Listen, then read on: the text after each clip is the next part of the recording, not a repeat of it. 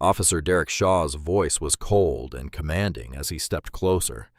"Hands behind your back, ma'am. That sweet little church lady act won't save you now." "Officer, please, I didn't take that bracelet." "Then explain why it was in your pocket. Don't tell me it just appeared there." "Someone planted it. Please check the cameras." "I don't check cameras for thieves in church clothes." "You're hurting my arm." "Good. Maybe pain will teach you respect. I only came to buy the birthday gift." "With what money? Cleaning coins and pity?" Derek Shaw grabbed both of Eleanor Brooks's arms and wrenched them behind her back. "Walk straight, or I'll make this whole mall watch me drag you." The crowd split, and two identical black men in decorated military uniforms stepped forward. One fixed his eyes on Derek Shaw and said, "Remove your hands from our mother."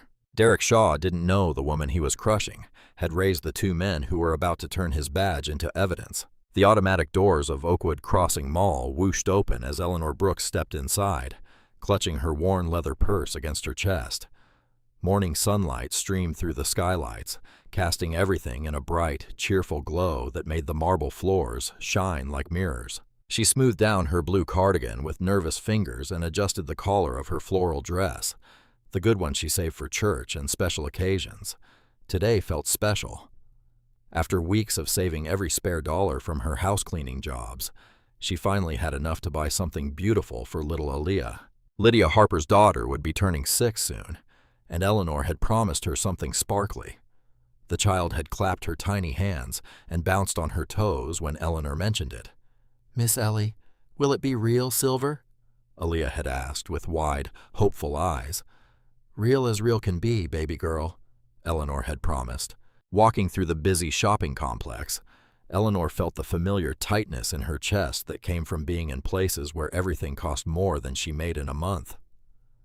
Teenagers lounged near the fountain, their designer sneakers worth more than her grocery budget. Young mothers pushed strollers past store windows, filled with things that sparkled and gleamed. Everyone looked so comfortable, so confident in their right to be here. Eleanor walked slower, her sensible shoes silent on the polished floor. She passed the food court where Lydia worked, serving pizza slices and fountain drinks to customers who barely looked at her. Through the window, she could see Lydia wiping down tables with the same careful attention she brought to everything. That young woman had come so far since the days when she and baby Aaliyah had nowhere to sleep. The jewelry store sat in the main corridor, its gold lettering spelling out Hargrove Jewelers in elegant script. Through the glass windows, Eleanor could see gleaming display cases filled with diamonds, pearls, and precious metals that caught the light like trapped stars. Her mouth went dry, but she forced herself forward. The charm bracelet she had seen in the window had been simple, just a thin silver chain with a tiny heart pendant. Nothing fancy, nothing that would make anyone think she didn't belong. A soft chime announced her entrance as she pushed open the heavy glass door. The air inside smelled like expensive perfume and leather, cool and clean in a way that made her suddenly aware of her own scent. Laundry detergent, and the faint smell of cleaning supplies that never quite left her hands. Behind the main counter stood a woman in her 40s, with perfect blonde hair pulled into a sleek bun. Her makeup was flawless, her black dress tailored and expensive. Diamond earrings caught the light as she turned her head, and her smile was bright and practiced as she spoke to a well-dressed couple examining tennis bracelets. "The clarity on these stones is exceptional," the woman was saying, her voice smooth and confident. "These pieces hold their value beautifully." Eleanor waited near the entrance, not wanting to interrupt.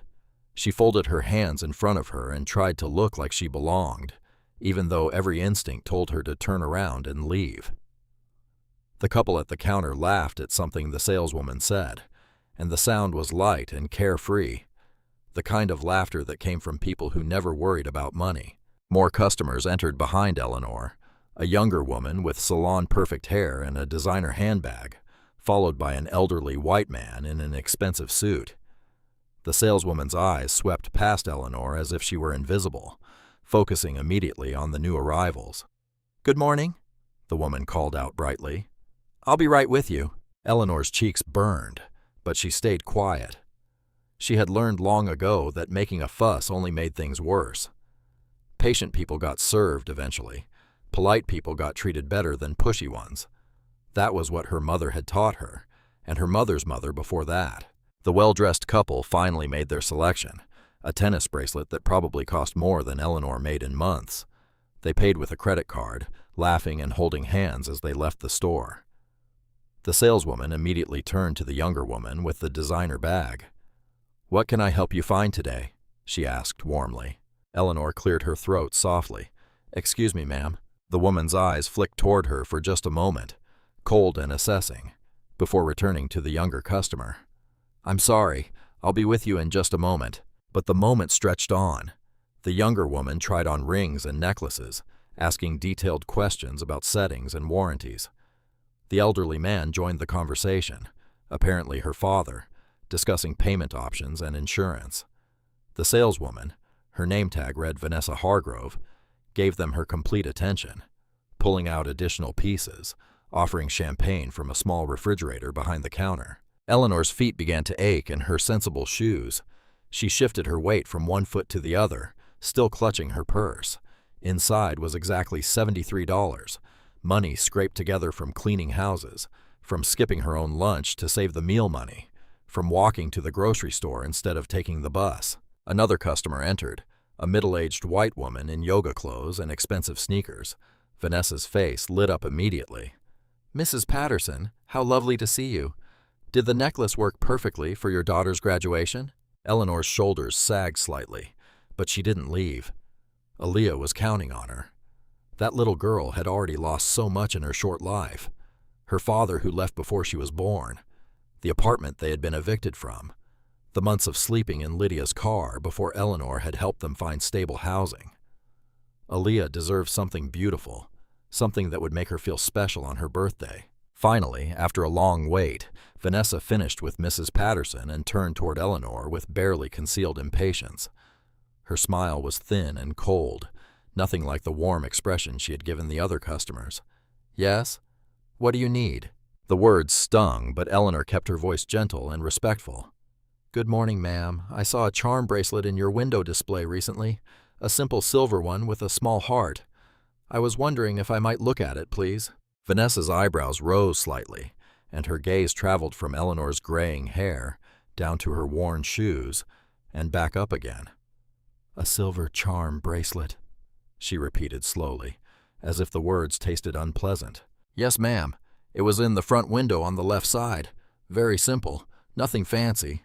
"And this would be for you?" "No, ma'am, it's a birthday gift for a little girl. She's turning 6.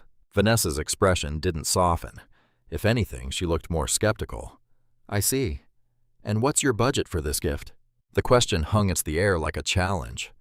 Eleanor felt her cheeks grow warm, but she lifted her chin slightly. "I have $73 saved up." The silence that followed was deafening. Vanessa's perfectly glossed lips pressed into a thin line, and she glanced around the store as if checking to see who might have overheard this embarrassing admission.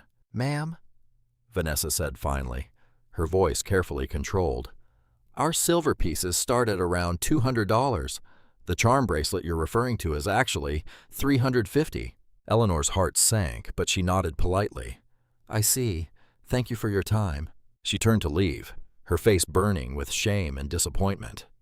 Behind her, she heard Vanessa mutter something under her breath to another employee who had emerged from the back room, something about people who waste everyone's time. Eleanor's hand was on the door handle when the alarm screamed. The sound was piercing and aggressive, filling the store and spilling out into the mall corridor. Eleanor froze, her heart hammering against her ribs as heads turned throughout the shopping complex. The electronic shriek seemed to go on forever, echoing off the marble floors and glass storefronts. "Stop right there!" Vanessa's voice cut through the alarm, sharp and accusatory. "Security! Someone stop that woman!"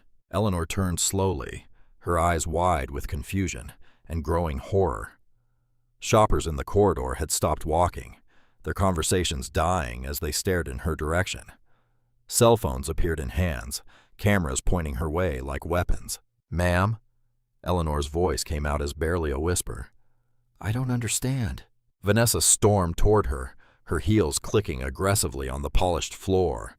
Her face was flushed with what looked like righteous anger, But there was something else in her eyes, something cold and calculating that made Eleanor's stomach turn. "You know exactly what you did," Vanessa snapped, loud enough for everyone to hear. "I saw you slip something into your pocket while I was helping other customers." "I didn't," Eleanor started, but her voice cracked. The crowd was growing larger, people drawn by the commotion like moths to flame. Their faces blurred together, some curious, some judgmental, some already convinced of her guilt. "Security is on the way," Vanessa announced to the gathering crowd, as if she were the victim of a terrible crime. "I can't believe someone would steal from a family business like this." Eleanor's hands shook as she clutched her purse tighter. "Ma'am, I promise you, I didn't take anything. I looked at nothing except what you showed me, and you didn't show me anything at all." But Vanessa wasn't listening. She was performing now, her voice carrying across the mall corridor. "This is exactly why small businesses are struggling. People think they can just walk in and help themselves to whatever they want." The heavy footsteps of mall security echoed through the corridor before Officer Derek Shaw appeared, his hand resting on his radio. He was a thick-set man in his late 30s, with close-cropped hair and small, suspicious eyes that immediately focused on Eleanor as if she were already guilty. "What's the situation here?" he demanded, his voice brusque and professional. Vanessa stepped forward immediately, her entire demeanor shifting to that of a traumatized victim. "This woman stole a bracelet from my store. I saw her take it while I was helping other customers. The alarm went off when she tried to leave." Officer Derek Shaw's gaze fixed on Eleanor with obvious disdain. He didn't ask for her side of the story. He didn't ask what she might have to say. Instead, he stepped closer, invading her personal space in a way that made her step backward. "Ma'am, I'm going to need you to empty your pockets and your purse," he ordered. Eleanor's voice trembled as she tried to explain. "Officer, I didn't steal anything. I came here to buy a gift for a little girl's birthday. But the bracelet cost too much money, so I left. I don't know why the alarm went off, but I promise you I didn't take anything." "Empty your pockets," Derek Shaw repeated, louder this time, as if she were deaf or stupid. With shaking hands, Eleanor reached into the pocket of her cardigan. It was empty except for a tissue. She pulled it out and showed him, then did the same with her other pocket. Just her house key and a peppermint. "Your purse," Derek Shaw demanded. Eleanor opened her worn leather purse with trembling fingers, turning it upside down on a nearby bench. Out tumbled her wallet, her reading glasses, her small Bible with the cracked cover, her blood pressure medication, a grocery receipt, and a small wrapped coloring book she had bought for Aaliyah at the dollar store. "That's everything," she whispered, her voice breaking. "That's all I have." But Vanessa wasn't finished. She moved closer to Eleanor, her eyes scanning her clothing with the intensity of a hawk hunting prey. "Check her cardigan again," she instructed Officer Derek Shaw. "I know what I saw." Derek Shaw stepped forward and roughly patted down Eleanor's cardigan pockets again, his hands invasive and disrespectful. Eleanor stood perfectly still, tears beginning to gather in her eyes as the crowd watched her humiliation. "Nothing here," Derek Shaw muttered. But Vanessa's face showed no surprise. Instead, she moved even closer to Eleanor, reaching toward the left side of her cardigan with deliberate precision. "Wait," Vanessa said, her fingers sliding into a pocket that Derek Shaw had already checked. "What's this?" And from the depths of Eleanor's cardigan pocket, Vanessa withdrew a silver charm bracelet that gleamed under the mall's bright lights. Eleanor stared at this bracelet in complete shock, her mouth falling open. "That is not mine," she whispered, the words barely audible above the murmur of the crowd. The silver bracelet caught the overhead lights as it dangled from Vanessa's fingers, casting tiny reflections across the horrified faces of the gathering crowd. Eleanor stared at the jewelry in complete bewilderment, her mind struggling to process what had just happened. "That is not mine," she repeated, her voice stronger this time, but still trembling with shock. "I have never seen that bracelet before in my life." Officer Derek Shaw's expression hardened immediately. Without warning, he grabbed Eleanor's left arm and yanked it roughly behind her back. The sudden movement sent a sharp pain shooting through her shoulder and down her spine. "Ow!" Eleanor cried out, the sound escaping her before she could stop it. The pain was immediate and severe, made worse by her arthritis and the awkward angle Derek Shaw had forced her arm into. "Please, you're hurting me." "Ma'am, you need to cooperate," Derek Shaw barked, twisting her arm higher behind her back. His grip was unnecessarily tight, his fingers digging into the soft flesh of her upper arm, through the thin fabric of her cardigan. Vanessa stepped forward, her voice carrying across the mall corridor with practiced authority. "Don't make this harder than it needs to be," she announced loudly, as if Eleanor were fighting back instead of simply crying out in pain. "Just admit what you did and this will all be over." The crowd murmured, their phones held high like judges passing verdict. To them, it looked like Eleanor was resisting arrest, struggling against the officer who was simply trying to do his job. They couldn't see the tears of pain streaming down her cheeks, or the way her knees were beginning to buckle from the pressure on her arm. From across the mall corridor near the bustling food court, Lydia Harper looked up from wiping down tables at the sound of commotion. When she saw the crowd gathered around the jewelry store, curiosity drew her closer. But when she spotted the familiar blue cardigan and gray hair in the center of the chaos, her heart stopped. "Oh my God," Lydia whispered, immediately pulling out her phone. "That's Miss Eleanor." She held up her device and started recording, her hands shaking as she watched the woman who had saved her life being treated like a common criminal. The phone's camera captured everything: Derek Shaw's rough handling, Eleanor's tears, and the crowd's judgmental stares. "Officer, please," Eleanor pleaded, her voice breaking as she tried to turn her head toward Derek Shaw. "I came here to buy a birthday present for a little girl named Aaliyah.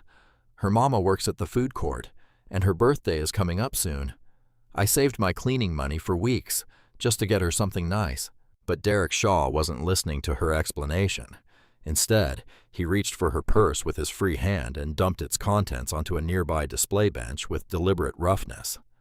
Eleanor's personal belongings scattered across the marble surface, her worn leather wallet held together with rubber bands, her reading glasses with the cracked frame, her small Bible with pages soft from decades of use, and her blood pressure medication in its labeled prescription bottle. The grocery receipt from yesterday's shopping fluttered to the floor, a list of basic necessities purchased with careful budgeting.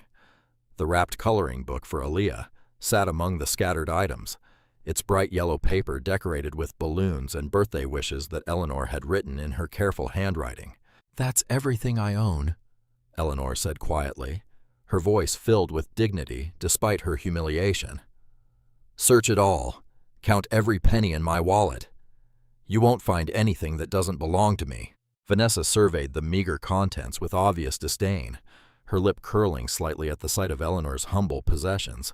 "The evidence speaks for itself," she declared, holding up the silver bracelet again. "This is a $350 piece from our premium collection. Grand theft." $350? Derek Shaw's eyebrows rose as he processed the dollar amount. "That makes this a felony charge, ma'am. You're looking at serious jail time." Eleanor's face went pale at his words. Her blood pressure, already elevated from the stress and humiliation, spiked dangerously. The mall corridor began to swim before her eyes, the faces in the crowd blurring together into an indistinct mass of judgment and condemnation. "I didn't steal anything," she whispered, swaying slightly on her feet. "I don't even know how that bracelet got in my pocket. I was never alone near any jewelry. She watched me the whole time." But Derek Shaw was already reaching for his handcuffs, the metal clicking ominously as he prepared to secure them around her wrists. The sound made Eleanor's knees weak, and she felt a wave of dizziness wash over her. "Please," she tried one more time, her voice barely audible above the crowd's murmurs. "I'm 72 years old. I clean houses for a living. Why would I risk everything I have for a bracelet I could never afford to buy?" The handcuffs snapped closed around her thin wrists, with a finality that echoed through the mall corridor. The metal was cold against her skin, and the weight of them seemed to drag her down toward the polished floor. As Derek Shaw began to march her through the gathering crowd, Eleanor's vision blurred with tears and rising blood pressure. Her steps were unsteady, each one a struggle to maintain her dignity in front of all these strangers who had already decided she was guilty.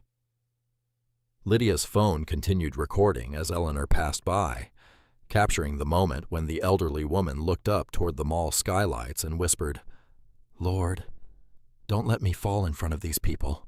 The mall corridor stretched endlessly before Eleanor as Officer Derek Shaw guided her past the growing crowd of onlookers. Each step felt heavier than the last, her legs trembling not just from age but from the overwhelming humiliation of being paraded like a criminal through the place where she had simply wanted to buy a child's birthday present. The handcuffs cut into her wrists with each movement, the metal edges digging into skin that had grown thin and fragile over 7 decades of hard work.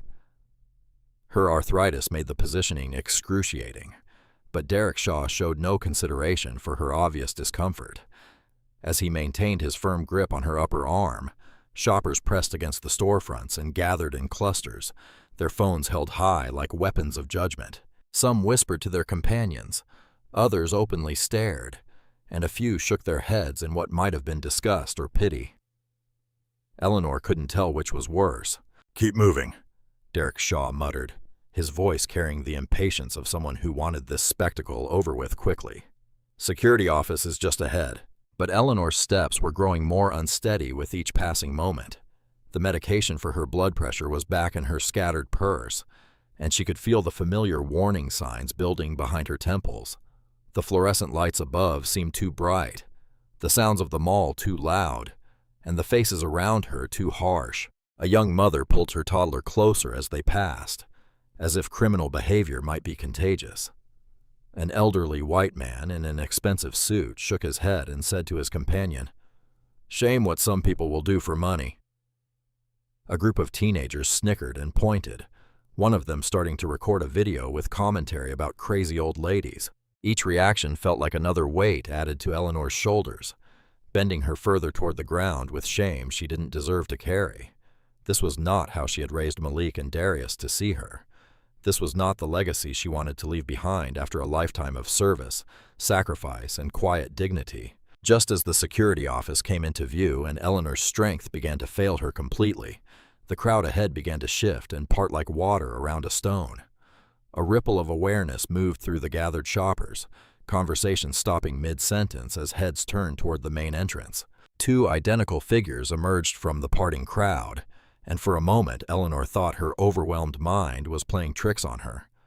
The men were tall and broad-shouldered, moving with the precise, commanding stride that could only belong to career military officers.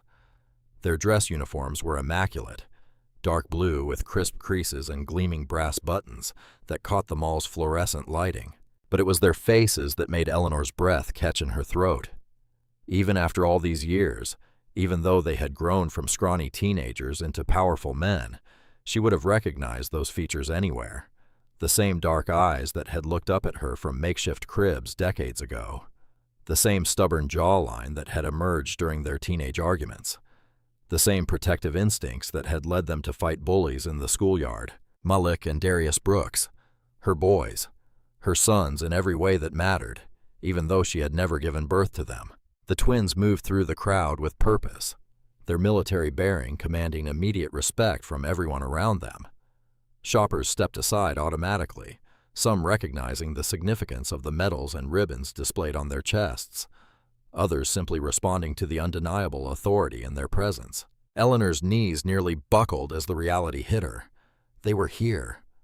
After years of overseas deployment, after months of wondering if she would ever see them again, they had somehow appeared at the exact moment when she needed them most. "Malik?" she whispered, her voice so quiet it was almost lost in the ambient noise of the mall.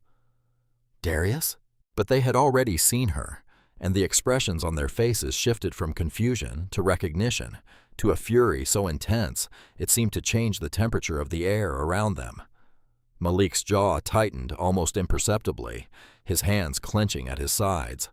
Darius's eyes blazed with an anger that made several nearby shoppers instinctively step back. Darius reached them first, his voice cutting through the mall corridor like a blade. "Take your hands off our mother." The words rang out with such authority and controlled rage that conversation stopped throughout the entire wing of the shopping center. Officer Derek Shaw's grip on Eleanor's arm loosened slightly as he turned to face this unexpected challenge, his confidence wavering for the first time since the arrest had begun. "Excuse me?" Derek Shaw said, trying to maintain his authoritative tone, but clearly rattled by the sudden appearance of two decorated military officers, who were obviously not intimidated by his badge or his attitude. "You heard him," Malik said, his voice calmer than his brother's, but somehow even more dangerous. He moved with the measured precision of someone accustomed to command, positioning himself so that he could see both Derek Shaw and Vanessa, who had followed them from the jewelry store. "Remove your hands from our mother immediately." Vanessa stepped forward, her expression shifting from surprise to annoyance as she realized her carefully orchestrated arrest was being disrupted. "This woman is under arrest for theft," she announced loudly, playing to the crowd that was now watching this confrontation with rapt attention. "Your relationship to her doesn't change the fact that she committed a crime." "What crime?" Darius demanded, his voice rising slightly as his protective instincts took over. "What evidence do you have beyond your word against hers?" Derek Shaw straightened, trying to reassert his authority in the face of these challenging questions. "She was caught with stolen merchandise in her possession," he said, gesturing toward the bracelet that Vanessa still held. "That's all the evidence I need." "Is it?" Malik asked, his tone deceptively conversational. "Because I'm familiar with arrest procedures, officer." He paused, looking pointedly at Derek Shaw's name tag. "Officer Shaw, and I'm curious about several aspects of how this arrest has been conducted." The crowd pressed closer, sensing that this confrontation was about to become much more interesting than a simple shoplifting arrest.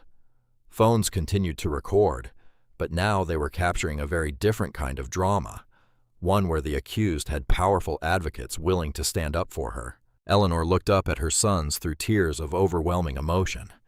Shame at being seen like this, relief that they were here, and a deep abiding love that had sustained her through decades of single motherhood. They had grown into exactly the kind of men she had hoped they would become, strong, principled, and unwilling to let injustice go unchallenged. "Boys," she whispered, her voice breaking with emotion, "I didn't do anything wrong. I swear to you I didn't steal anything."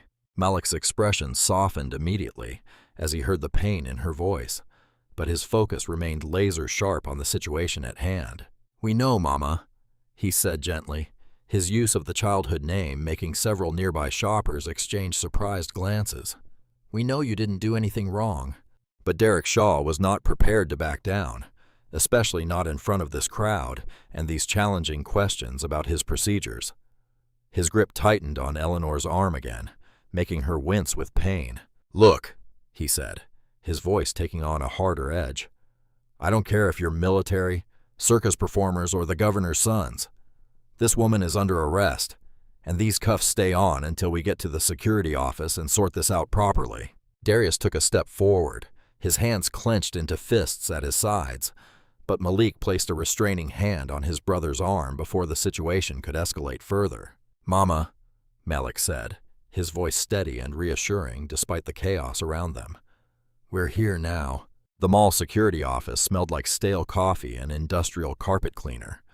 Fluorescent lights hummed overhead, casting harsh shadows across the cramped space, filled with outdated monitoring equipment and metal filing cabinets.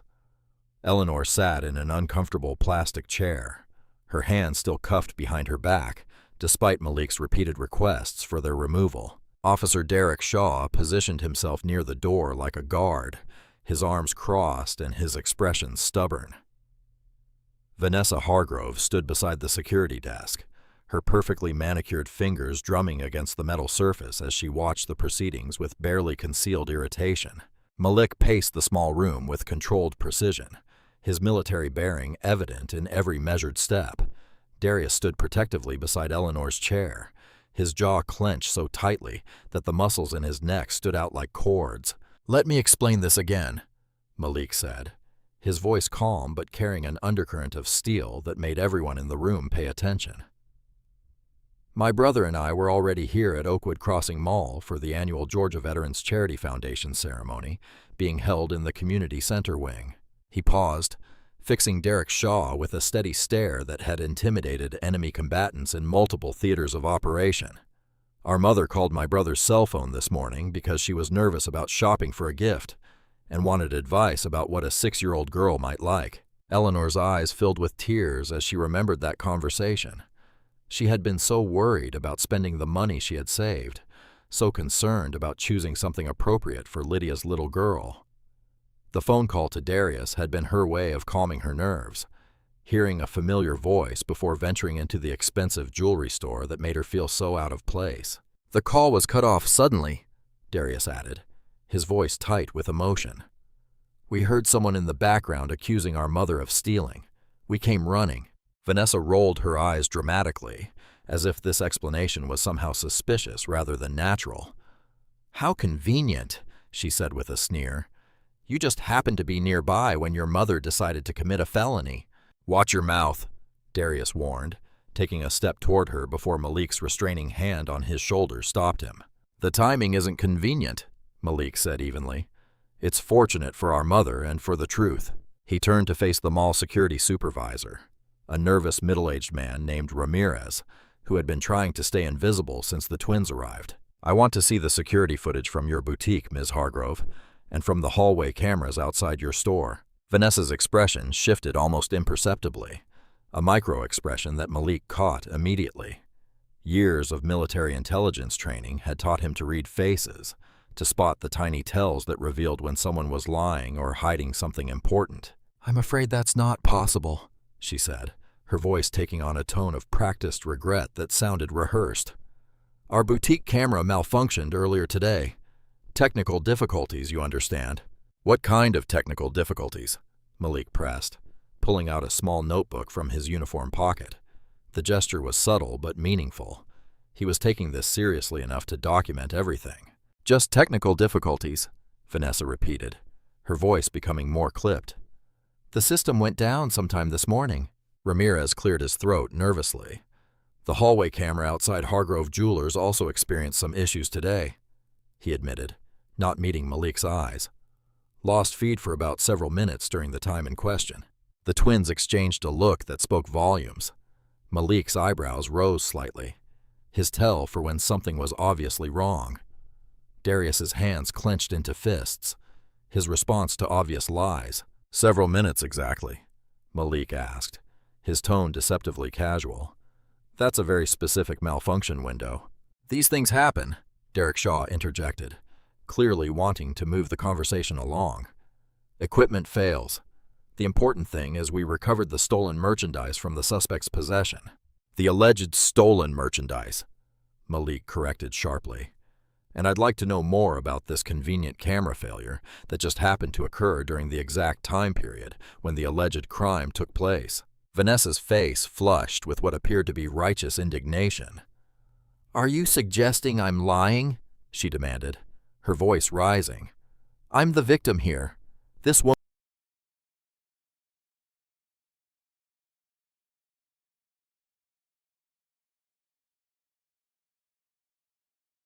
woman came into my store, stole from me, and now you're treating me like I'm the criminal." "Nobody's treating you like anything," Darius said, his voice dangerous. "We're asking reasonable questions about some pretty suspicious circumstances." "Suspicious?" Vanessa's voice became shrill. "The bracelet was found in her pocket. What more do you need? Are you saying I planted it there?" The question hung in the air like a challenge, and Eleanor felt something cold settle in her stomach. There was something about the way Vanessa asked that question. Too defensive, too specific, too much like someone who was trying to deflect suspicion by stating exactly what she had actually done. "The physical evidence speaks for itself," Derek Shaw said, moving to stand beside Vanessa in a show of solidarity. "The bracelet was recovered from the suspect's cardigan pocket. That's all I need to proceed with charges." "But how did it get there?" Malik asked, his investigator's instincts fully engaged now.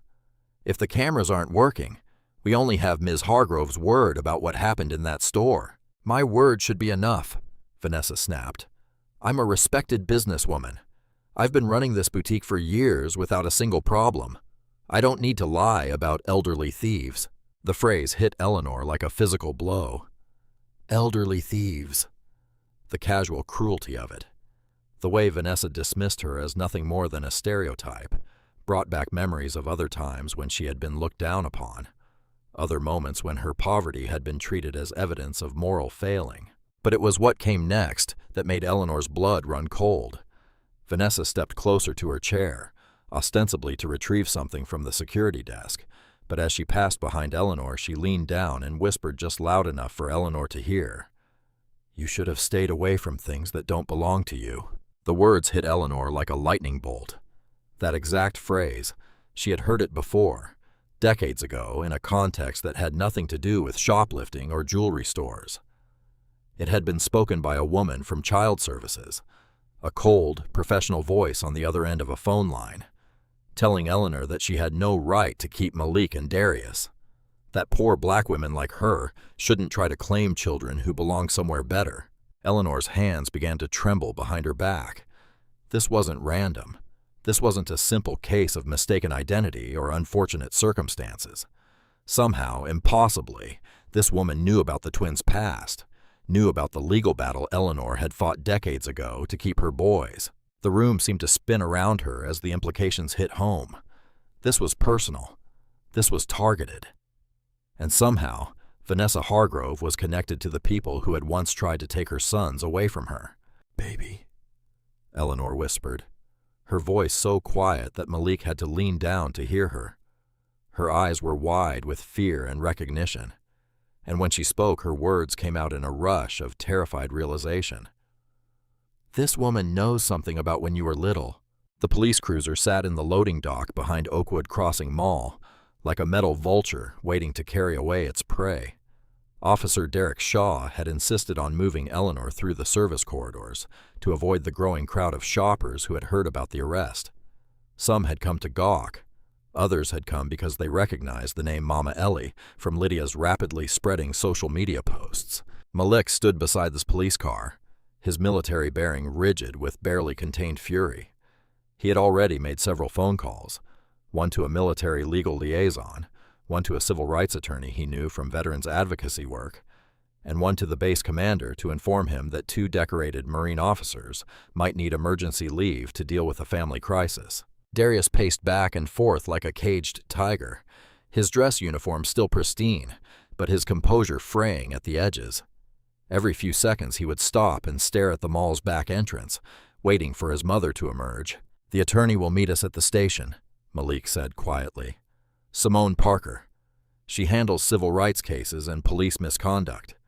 If this goes to trial, she'll fight." "If this goes to trial," Darius's voice cracked with disbelief.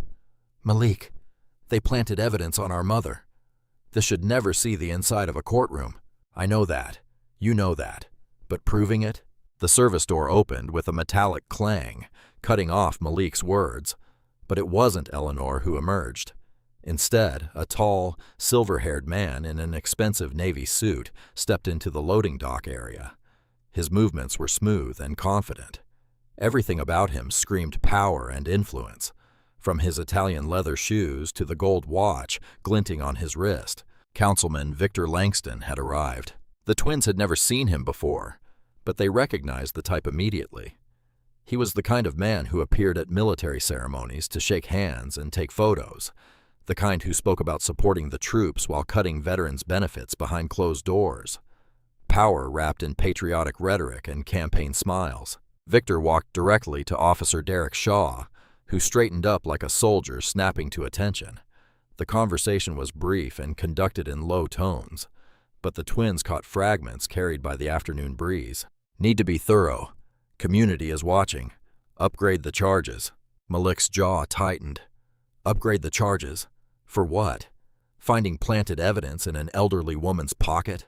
Vanessa appeared next, hurrying across the loading dock to join the whispered conference. She looked different now, less polished, more frantic.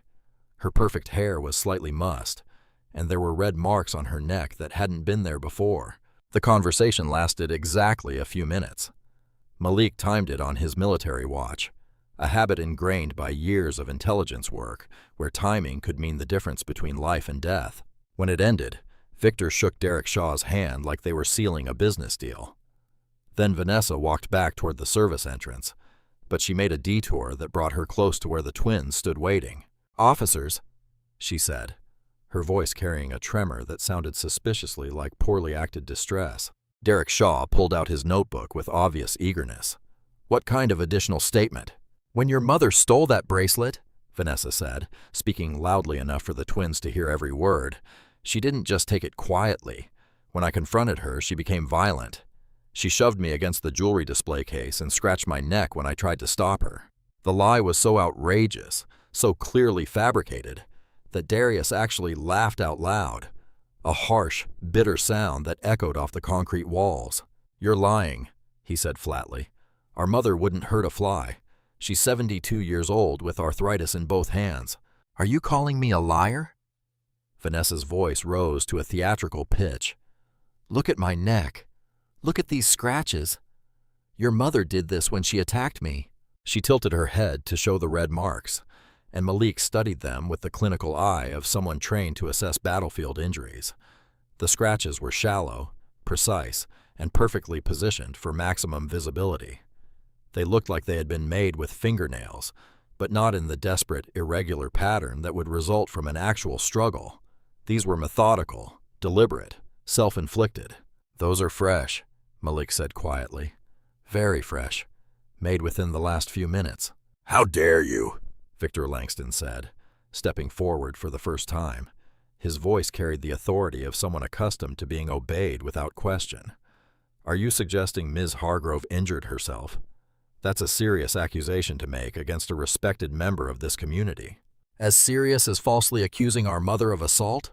Darius shot back, taking a step toward Victor that made Derek Shaw's hand drift toward his weapon. "Your mother," Victor said the word like it tasted bitter, "committed theft and assault. The evidence speaks for itself. And I would suggest, gentlemen, that military uniforms don't frighten people in positions of authority. Not in this town." The threat was subtle, but clear. Victor Langston was a man who could make problems for military careers, who had connections that reached into places where decorated service records could suddenly develop complications. Officer Derek Shaw had already begun rewriting his report, upgrading the charges based on Vanessa's new statement. Simple theft became theft and assault. Eleanor's confused protests in the security office became combative behavior and resistance to arrest. "This is insane," Darius said, his voice rising dangerously. "You people are manufacturing crimes out of thin air." "Darius." Malik's voice carried a warning, but his brother was past the point of military discipline. "No, Malik, they're railroading her. They're adding charges like items to a grocery list." "Major Brooks." Victor's voice cut through Darius's anger like ice.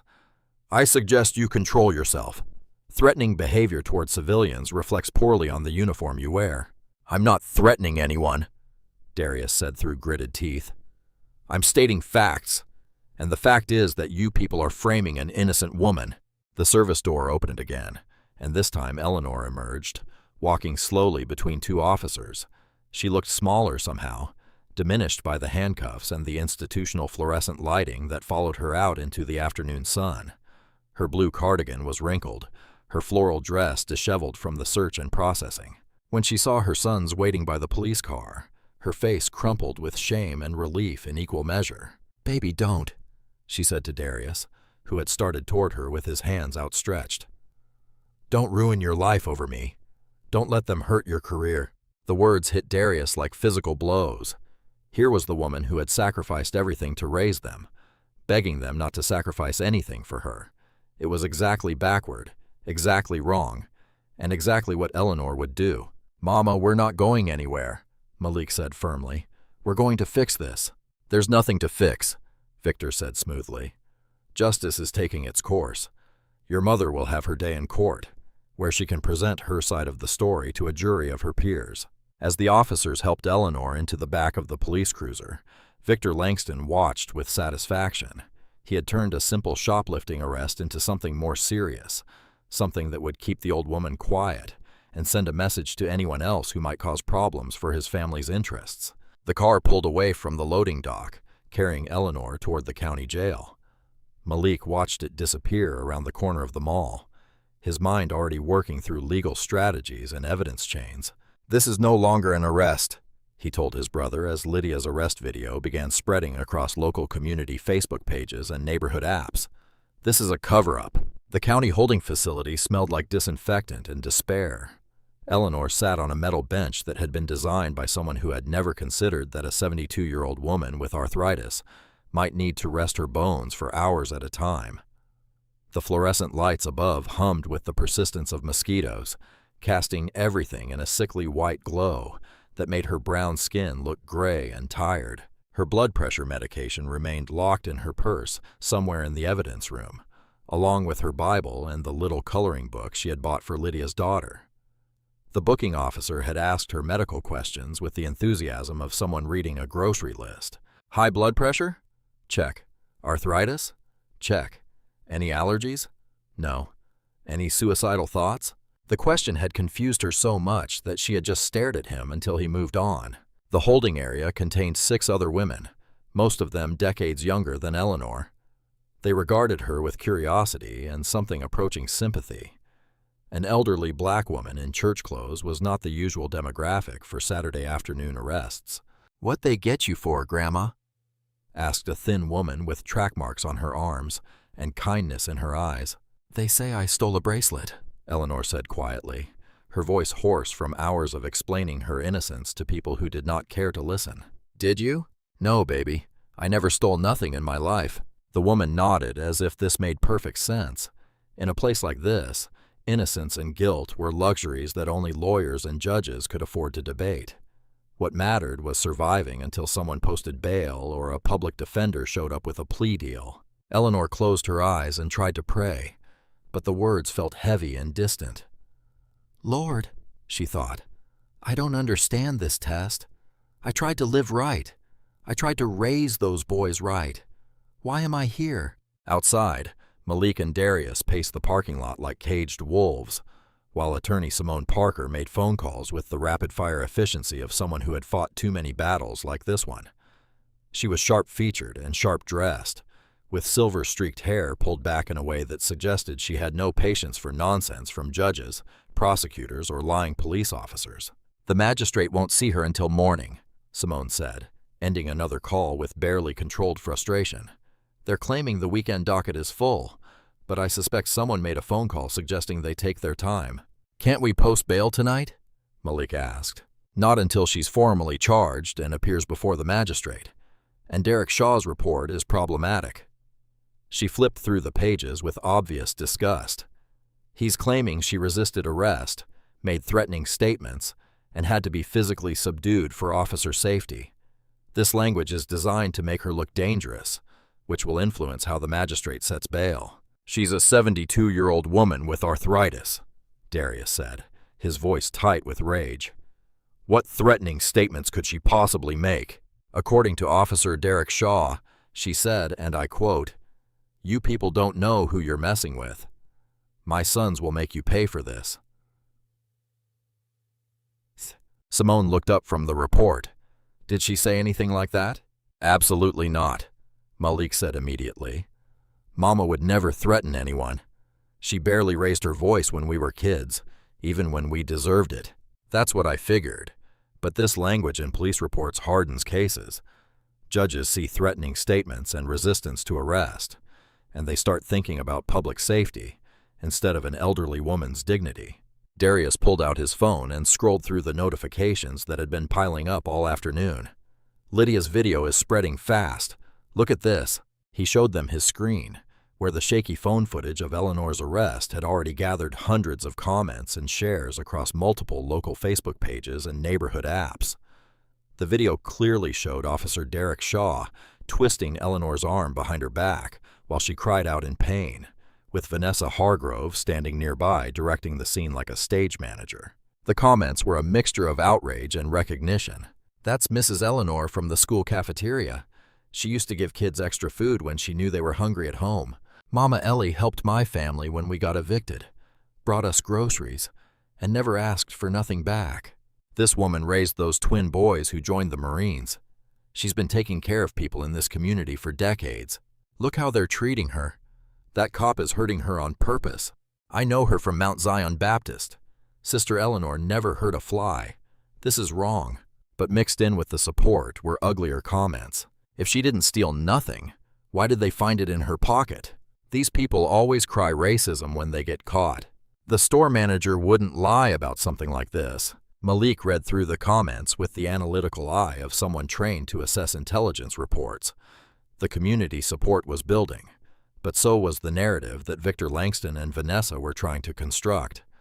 Eleanor was becoming a symbol, and symbols were dangerous things to be in a world where powerful people had reputations to protect. "We need more than community support," he said. "We need evidence." "I've already filed motions for all available security footage," Simone said. "But given the convenient malfunctions, I'm not optimistic. However, I'm also requesting records of any other similar accusations made by Ms. Hargrove in the past year." "You think she's done this before?" "Experienced thieves don't usually plant evidence in full view of security cameras, but experienced con artists develop patterns. If we can show a history of false accusations, especially targeting vulnerable elderly women, it could be the leverage we need." Late into the night, Malik was finally allowed to see Eleanor through the glass partition in the visiting area. She looked smaller than he remembered, diminished by the institutional orange jumpsuit and the harsh lighting that made everyone look sick. When she saw him, she pressed her hand against the glass and tried to smile. "Baby, you should go home," she said through the phone that connected them. "You shouldn't have to see me like this." "Mama, we're not going anywhere." His voice was steady, but his eyes blazed with the controlled fury that had made him effective in combat situations. "This ends tomorrow. By dawn, we start taking them apart." The county courthouse steps were already crowded with reporters and camera crews when Eleanor walked out into the morning sun, flanked by Malik and Darius. The bail hearing had been swift, but humiliating. $5,000 bond for an elderly woman with no criminal record, all because Officer Derek Shaw's report painted her as a dangerous repeat offender who might flee. "Mrs. Brooks! Mrs. Brooks!" Voices called out from the press pack. "Do you have a statement about the theft charges? Did you really assault the store manager? What do you say to people who think this is about race?" Eleanor kept her eyes down, gripping Malik's arm tightly. The orange jumpsuit had been replaced by her own clothes, the same blue cardigan and floral dress she had worn to the mall the day before, now wrinkled from spending the night folded on a holding cell bench. She looked fragile in the harsh camera lights, overwhelmed by the attention that had transformed her from a private person into a public spectacle overnight. "No questions," Malik said firmly, his military bearing cutting through the chaos like a blade. "My mother needs rest." But before they could reach their car, another cluster of reporters suddenly shifted their attention to the courthouse entrance. Victor Langston emerged, perfectly groomed in a navy suit and red tie, looking every inch the confident politician. He paused at the top of the steps, surveying the cameras with the practiced eye of someone who understood exactly how to control a narrative. "Ladies and gentlemen," Victor began, his voice carrying easily across the courthouse plaza. "I want to address the situation at Oakwood Crossing Mall yesterday, because I believe it's important that the community understand what's really happening here." The twins stopped walking. Eleanor tugged at Malik's arm, wanting to escape, but both men had gone still with the focused attention of soldiers recognizing an enemy, making a tactical move. "Local businesses are under siege," Victor continued, his tone measured but grave. "In recent months, we've seen a disturbing pattern of organized theft targeting our shopping centers, with particular focus on jewelry stores and boutiques. These thieves are not desperate people stealing food. They are coordinated criminals who specifically target high-value merchandise and then claim discrimination when they're caught." A reporter called out, "Are you saying Mrs. Brooks is part of an organized crime ring?"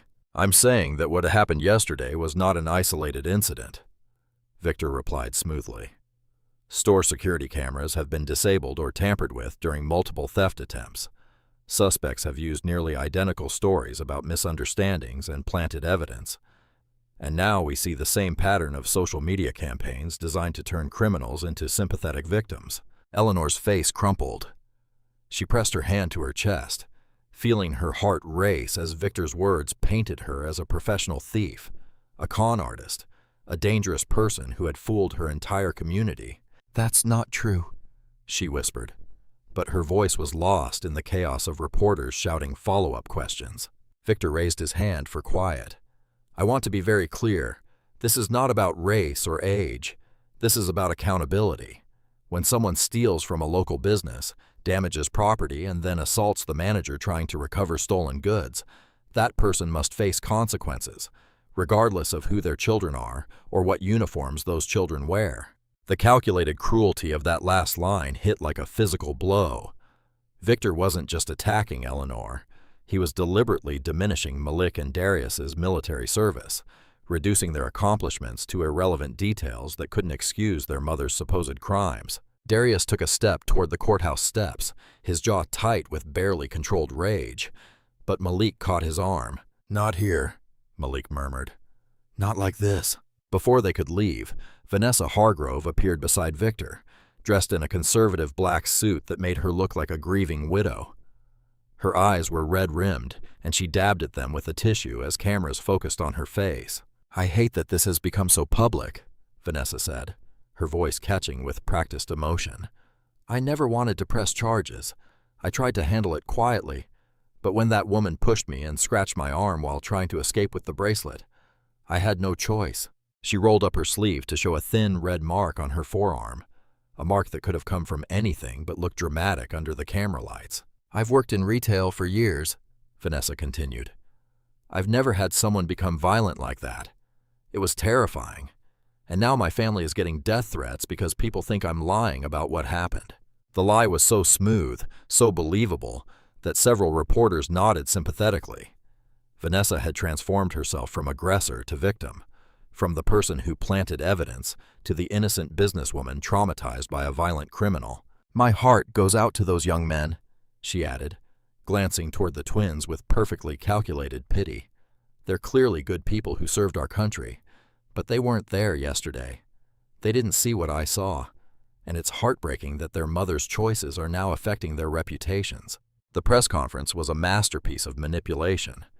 Victor and Vanessa had taken every element that made Eleanor sympathetic, her age, her son's service, the community support, and flipped them into reasons why her guilt was more tragic, not less likely. Shortly after, they sat in Lydia Harper's small apartment a few blocks from the courthouse, the blinds drawn against the reporters who had followed them.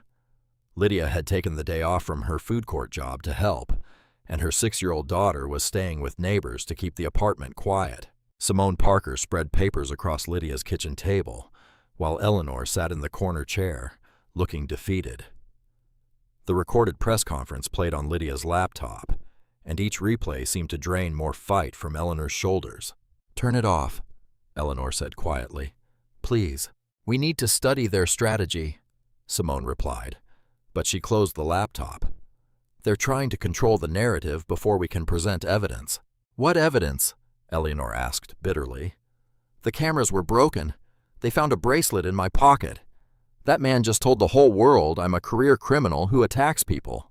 "Mama, you know that's not true," Darius said, kneeling beside her chair. "Knowing and proving are different things, baby." Eleanor's voice was flat, exhausted. "Maybe I should just take whatever plea they offer. Plead guilty to something small and make this whole thing disappear." "Absolutely not," Malik said firmly. "I'm 72 years old. I've been poor my whole life. Poor people learn when to lower their eyes and move on. Fighting back just makes things worse." "You didn't teach us that," Darius said, his voice intense. "You taught us to stand up. You taught us that right is right, no matter who says different. I taught you that because I wanted you to have a life better than mine. But this is my life. This is what happens to people like me." Lydia, who had been quiet throughout the conversation, suddenly spoke up from the kitchen where she was making coffee. "Mrs. Eleanor, you remember when I was sleeping in my car with baby girl? Remember how you brought us food every day and never made me feel ashamed?" Eleanor looked up. "That was different." "No, ma'am, it wasn't. You told me that sometimes the world tries to convince good people they deserve bad treatment. You said the most important thing was not to believe those lies." Lydia came over and sat on the couch arm.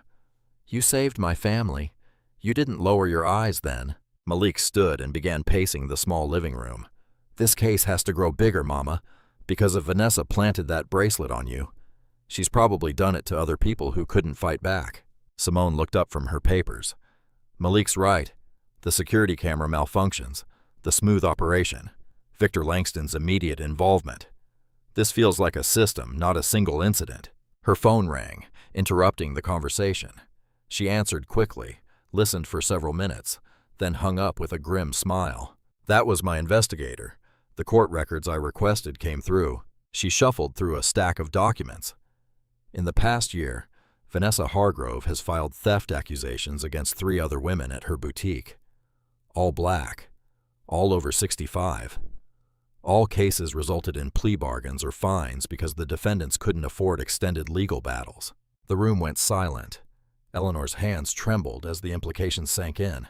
The security cameras malfunctioned during all 3 incidents, Simone continued, and Victor Langston made donations to the Police Benevolent Fund within days of each case being resolved. Lydia whispered, "She's been hunting old ladies."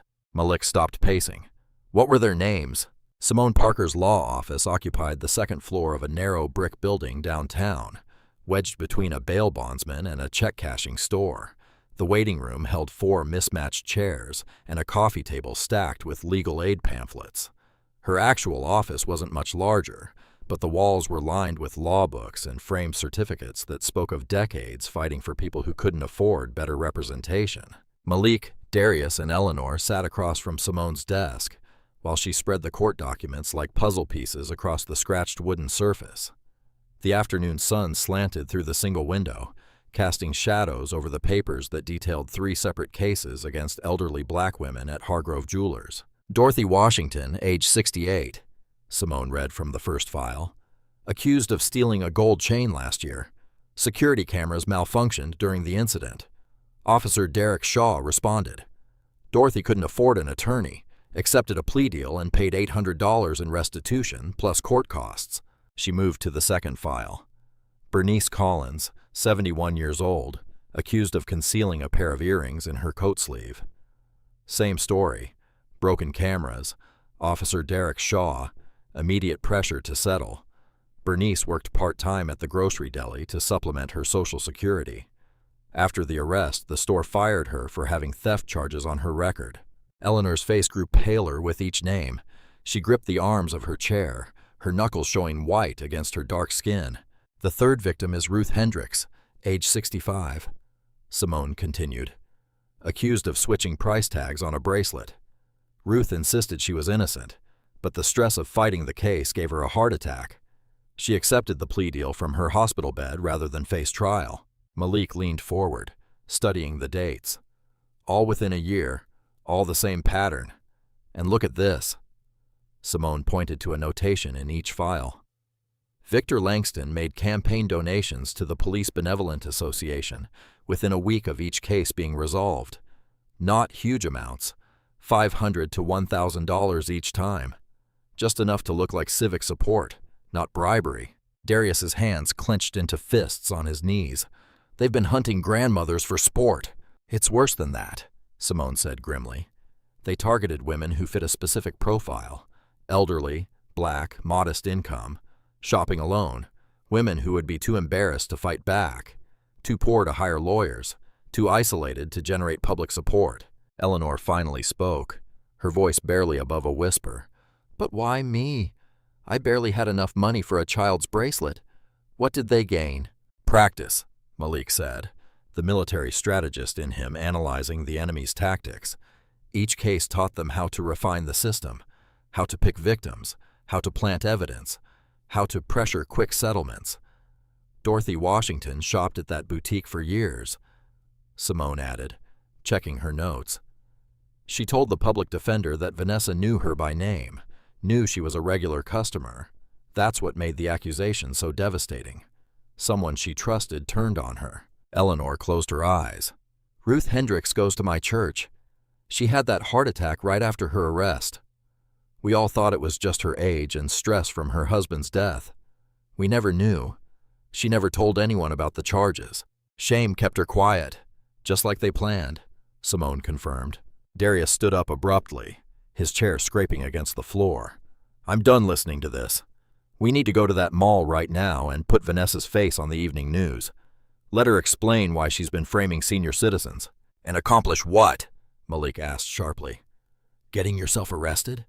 Giving them ammunition to claim we're intimidating witnesses? Sometimes intimidating the right people is exactly what you need to do. This isn't a combat zone, Darius. We can't kick down doors and demand answers. We need evidence that survives cross-examination in court. While more grandmothers get targeted, Eleanor opened her eyes and looked at both her sons. What kind of evidence? Simone tapped her pen against the desk. Security footage from a source they didn't control. Witness testimony from someone who saw the planting. Financial records showing the pattern of donations. Something concrete that proves conspiracy. The mall has dozens of cameras, Malik said thoughtfully. Even if Vanessa controls the boutique system and bribes mall security, there might be angles she doesn't know about. What do you mean? Store cameras, service cameras, maintenance equipment, places that record automatically without human operators. Malik was already reaching for his jacket. We need to map that mall like a reconnaissance mission. An hour later, they walked through the main entrance of Oakwood Crossing Mall. Eleanor had wanted to stay at Simone's office, but Malik insisted she come along. You need to see exactly where everything happened, he explained. And people need to see you here, walking free, not hiding in shame. The mall buzzed with afternoon shoppers, most unaware of the previous drama. But several people recognized Eleanor from the news coverage, and their reactions varied wildly. Some stared with curiosity, others nodded respectfully. A few whispered to their companions and pointed. Darius stayed close to his mother's right side, Malik on her left, both scanning the crowd for trouble. They walked slowly past the boutique entrance where it all began. Vanessa stood behind the counter helping a customer, but her eyes tracked Eleanor's movement through the glass storefront. She looked confident, almost smug. Note the angle, Malik said quietly. She can see the hallway, the bench where Derek Shaw dumped your purse, the exact spot where she pulled the bracelet from your pocket. They continued toward the food court, mapping sight lines and camera positions. The mall's security cameras were obvious, black domes mounted every 50 feet along the ceiling. But Malik noted smaller devices, the promotional cameras at the children's play area, the loss prevention systems in individual stores, the maintenance monitoring equipment near service corridors. There, he pointed to a narrow hallway beside the food court. Service entrance? Every mall has maintenance cameras to monitor after-hours access. They approached the hallway cautiously. A woman in gray coveralls was mopping near the service door, her cart blocking most of the corridor. She was middle-aged, Latina, with careful eyes that missed nothing. As they got closer, the woman glanced up and immediately recognized Eleanor. Her expression shifted from neutral to sympathetic, then to something that looked like fear. Darius stepped forward, his voice gentle. "Excuse me, ma'am. We're just looking around, trying to understand what happened yesterday." The woman continued mopping, but her movements became tense. She looked over her shoulder toward the main corridor, then back at Darius. Finally, she moved closer to him, close enough that her voice wouldn't carry beyond the service hallway. "I saw her put it in your mama's pocket," she whispered. Darius's heart hammered against his chest. He glanced quickly at Malik, then back at the woman whose hands trembled around her mop handle. "What's your name, ma'am?" Darius asked softly. "Rosa. Rosa Martinez." Her voice was barely above a whisper. She kept looking toward the main corridor like someone might appear at any moment. "I clean this section every day. I was right there by the jewelry store, emptying trash cans." Malik stepped closer, his voice calm and reassuring. "Rosa, what exactly did you see?" "The lady with the white hair came out of the store. Your mama. She looked sad."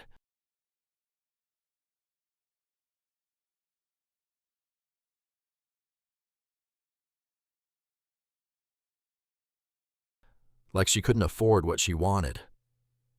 Rosa's English was careful, precise.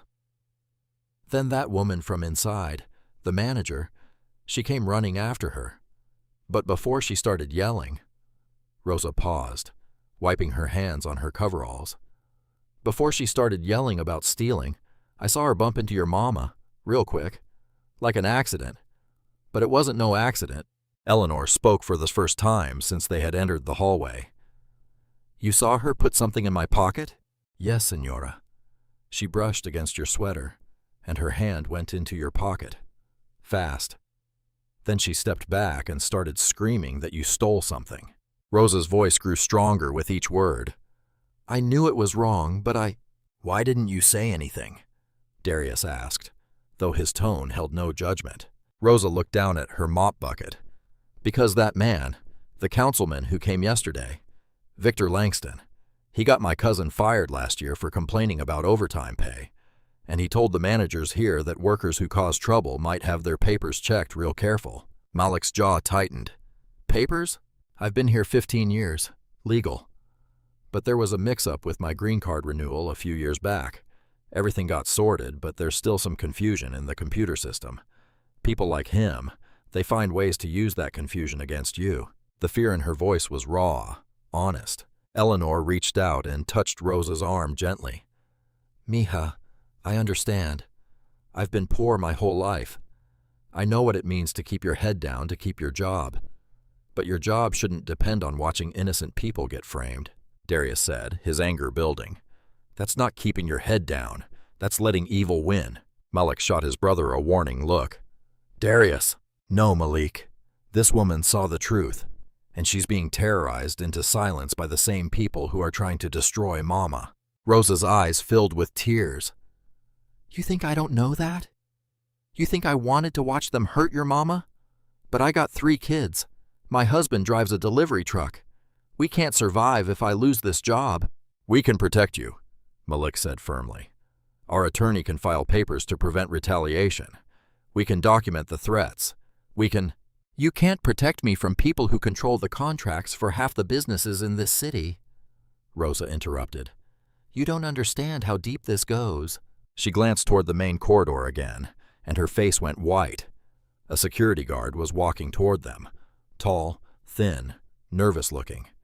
His name tag read Lennox Hayes. Problem here? Lennox asked, but his voice carried more anxiety than authority. Rosa immediately started pushing her cart toward the service door. No problem. Just finishing up. Ma'am, Malik called after her. Please, we need your statement. But Rosa was already at the door, fumbling with her keys. She looked back once, her expression torn between guilt and terror. I'm sorry, she whispered. I'm so sorry. The service door slammed behind her. Lennox watched her go, then turned back to the Bell family. Y'all need to move along.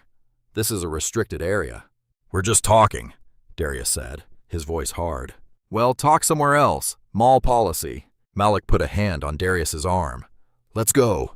They walked back toward the main corridor in intense silence, Lennox trailing behind them until they reached the food court. Later that evening, Eleanor sat in her tiny living room, surrounded by the 2 men who had once been the smallest babies she had ever held.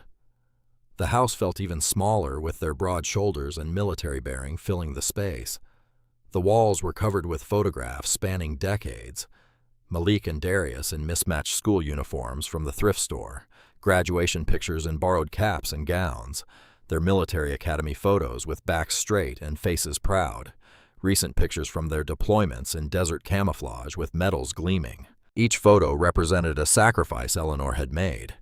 Extra shifts to buy school supplies, skipped meals to pay for their field trips, second-hand everything so they could have something. Malik sat on the worn couch beside her, studying a photo of himself and Darius at their high school graduation. They were flanking Eleanor, all 3 beaming despite the cheap camera and faded colors.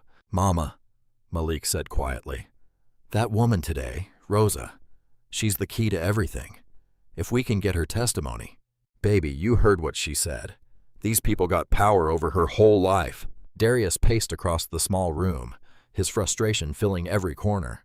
So we just let them win? We let them keep targeting grandmothers because one witness is scared? I'm not saying that. Then what are you saying? Eleanor stood up slowly, her joints protesting after the stress of the last few days. She walked to the mantel and picked up a photo of the twins in their dress blues from Malik's promotion ceremony. I'm saying I raise soldiers, not shields. Don't let my trouble destroy you. Eleanor's kitchen looked smaller with 5 people crowded around the chipped formica table. Steam rose from her old coffee pot as she served everyone in mismatched mugs. Lydia sat beside Simone Parker, both women hunched over legal papers. Malik and Darius flanked their mother like sentries. The morning light streaming through faded curtains made Eleanor's exhaustion visible. Dark circles shadowed her eyes. Her hands trembled slightly as she poured coffee. "We need something concrete," Simone said, reviewing her notes. Rosa's testimony would be powerful, but without her cooperation. "What about other cameras?" Lydia asked suddenly. "I mean, that mall's got security everywhere." "All the crucial angles went dark," Malik replied grimly. Several minutes of convenient blackout. Lydia frowned, stirring sugar into her coffee. "Wait, what about the kiddie train?" Everyone looked at her. "The little train ride near the jewelry store. My daughter loves it. They got this tiny camera on the front that records promotional stuff. You know, happy families riding around. Stuff they put on their website." Darius straightened. "You think it was running during Mama's arrest?" "It runs every day from opening to closing. Takes a loop right past Hargrove Jewelers." Simone leaned forward. "That camera wouldn't be connected to the mall's security system. Probably runs on its own memory card," Malik added, hope creeping into his voice. Within an hour, they were back at Oakwood Crossing Mall. The children's train sat parked near the central fountain, its bright red engine decorated with cartoon animals. A weathered white man in his late 60s was checking the tracks. "You Frank Morrison?" Darius asked, approaching with Malik. The man looked up, taking in their military bearing. "That's right. You boys veterans?" "Marines." "Major Malik Brooks. Major Darius Brooks." Frank's face lit up. "Well, I'll be damned. Welcome home, Marines." He stood, extending a calloused hand. "Army myself. 3 tours in Vietnam." "Mr. Morrison, we need your help with something," Malik said. "Our mother was falsely arrested here recently, right in front of your train route." Frank's expression hardened. "I heard about that. Elderly black lady, right? Whole thing looked fishy to me." "Did your promotional camera capture anything?" Frank glanced around, then motioned them closer. "Follow me to the storage shed behind the mall." Frank led them to a small maintenance building. Inside, he pulled out an old laptop and a handful of memory cards. "I save all the footage for the promotional videos," he said, inserting a card. "Let's see, recently. Around what time?" "Around midday," Darius said. Frank scrolled through files, then stopped. "Here we go." The small screen showed the train's forward view as it rounded the curve past Hargrove Jewelers. There was Eleanor in her blue cardigan, looking uncomfortable outside the boutique. Vanessa emerged from the store, walking quickly toward her. "Can you slow it down?" Malik asked. Frank adjusted the playback speed. The footage became crystal clear. Vanessa approached Eleanor, gesturing angrily. Then, as she stepped closer to point toward the store entrance, her right hand brushed against Eleanor's left side. The motion was subtle, but deliberate. "Son of a..." Frank muttered. "She planted something on that poor woman." "Can you make copies?" Simone asked, appearing beside them. "Already burning one to disk." 2 hours later, Simone stood before Judge Thornton in an emergency hearing. The courtroom was packed with supporters wearing Justice for Mama Ellie t-shirts. "Your Honor, this video evidence clearly shows the alleged theft was a fabrication," Simone argued, playing the footage on the courtroom's display screen. The crowd murmured as Vanessa's deliberate motion played in slow motion. Victor Langston's attorney, a sharp-dressed man named Davidson, rose immediately. "Your Honor, this footage has clearly been tampered with. The metadata shows multiple digital alterations." "That's impossible," Simone protested. "Mr. Morrison saved this directly from his camera's memory card." "Digital timestamps can be manipulated by anyone with basic computer skills," Davidson countered smoothly. "We believe the defendant's military connections provided access to sophisticated equipment." Judge Thornton examined the technical report Davidson submitted. "The metadata analysis does show irregularities." "This is ridiculous," Malik said under his breath. But worse was coming. Davidson called Lennox Hayes to the witness stand. The nervous security guard avoided eye contact with the Bell family as he swore his oath. "Mr. Hayes, did you witness the incident at Hargrove Jewelers recently?" "Yes, sir. I was doing my rounds when I seen the old lady slip that bracelet into her sweater." "You saw Mrs. Brooks steal the bracelet?" "Clear as day. She looked around first, then grabbed it when she thought nobody was watching." Eleanor's face crumpled. She gripped Malik's hand so tightly her knuckles went white. Simone cross-examined aggressively, but Lennox stuck to his story despite obvious nervousness. Judge Thornton denied the motion to dismiss. As they filed out of the courtroom, Davidson approached Malik with a manila envelope. "Perhaps this will help your family understand the gravity of the situation," he said, handing over the paper. Outside the courthouse, reporters swarmed. Victor Langston stepped to the microphones, his silver hair gleaming in the sunlight. "These documents raise serious questions about Mrs. Brooks's history with legal compliance," he announced. "We cannot allow emotional manipulation to override due process." Malik tore open the envelope as cameras flashed around them. His face went deadly pale as he read the child welfare document dated decades ago. The papers claimed Eleanor had illegally obtained custody of Malik and Darius through fraudulent means. They suggested she had connections to black market adoption rings and had forged signatures on official documents.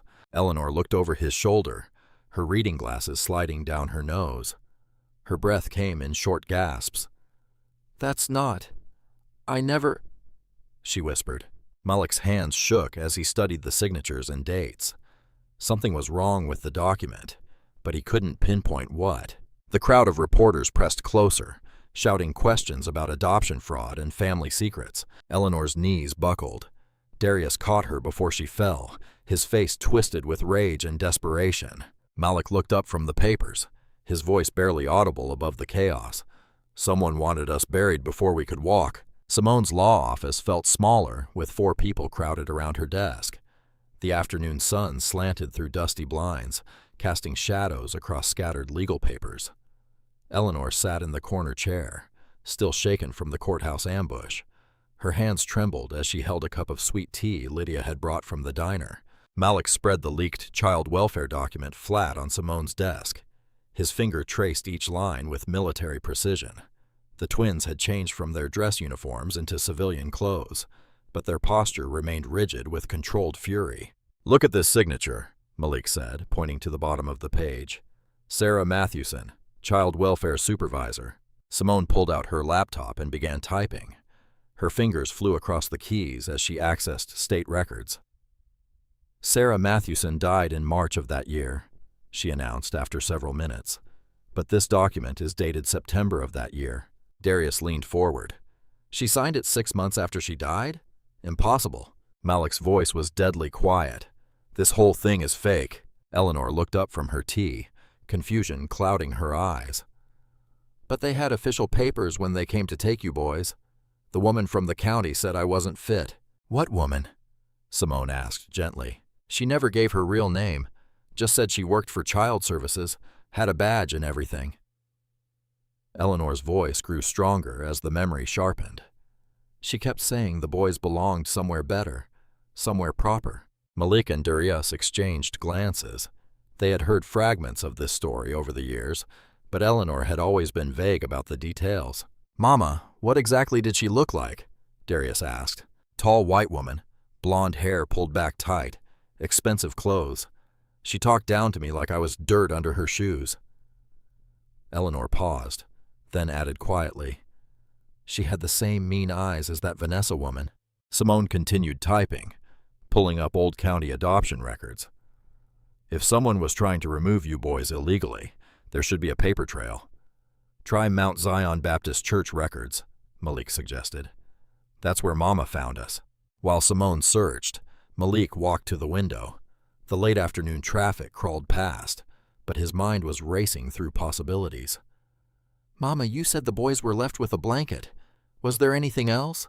Eleanor closed her eyes, thinking back decades. "There was a note, just a scrap of paper tucked in with them."